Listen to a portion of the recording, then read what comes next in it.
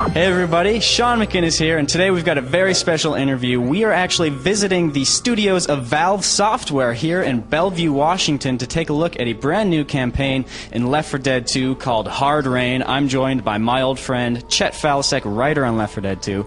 Chet, you doing well today? Doing well. Good to see you again, Sean, and we've seen each other enough that you actually know how to pronounce my last name, so that's very nice. I do. It's fun. It just rolls off the tongue. So we're taking a look at that new campaign today, Hard Rain. Can you set the foundation for that? How do those other campaigns lead into this one story-wise? I know you guys have said that story is a new focus for the sequel. Yeah, so we're actually starting the Hard Rain campaign where Swamp Fever ends off. You meet Virgil, the man who helps you escape on his boat, and he needs some gas for his boat, some diesel, and you guys, there's a gas station right there along the shore, one of those little towns along the rivers, and you're going to go run and get some gas. It's a milk run. It's easy. Street.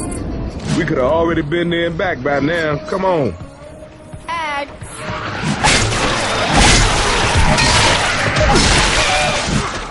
Excuse me! Excuse me! Of course, the zombie movie, nothing quite goes as planned. You forget your gun bag at first, you forget the flares, the signal, old Virgil back again, and of course, the gas station's out of gas.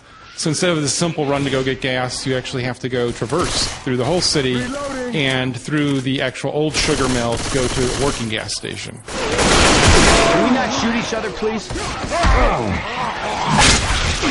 Young! Hunter's got Ellis!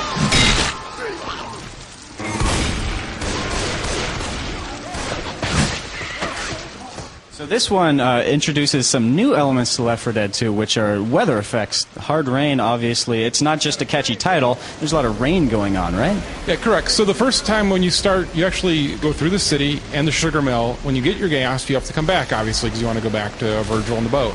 But as you're coming back, the weather's picked up, and all those years you're going, you'll see the weather get worse and worse. But definitely it turns the corner as you're heading back, and you'll actually see storms come up out of nowhere. And you'll get a little hint that you'll see some lightning, and you'll realize, well, we've got to find some cover really quick, because the hordes will come when the storms come.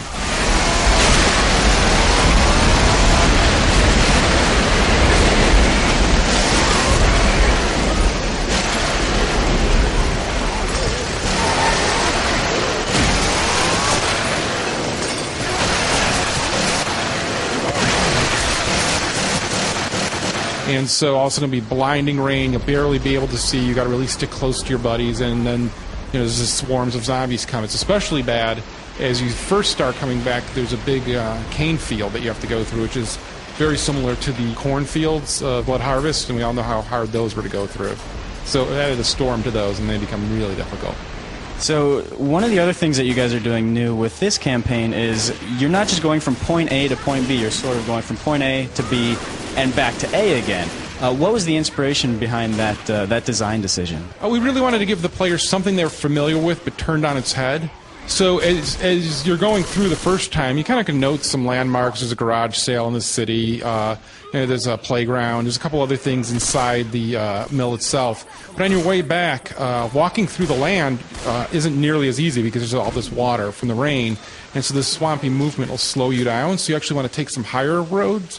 And you'll notice all of a sudden what wasn't apparent the first time through is there's all these other routes you could take over the tops of things, on rooftops, on top of the big containers they have at the mill and stuff. And so you actually take those routes back most of the time, unless you get pulled off by a smoker, of course, and you're back in the muck and plowing through there. And so we wanted to be able to give you this thing that you're familiar with, but yet not familiar with. And so you'll definitely see teams kind of struggling with, should we just run through the water down the middle of the street, or should we keep to the rooftops? And in Versus, of course, the infected are all about knocking off those rooftops and back into the water and slowing you down. You got to learn to shoot.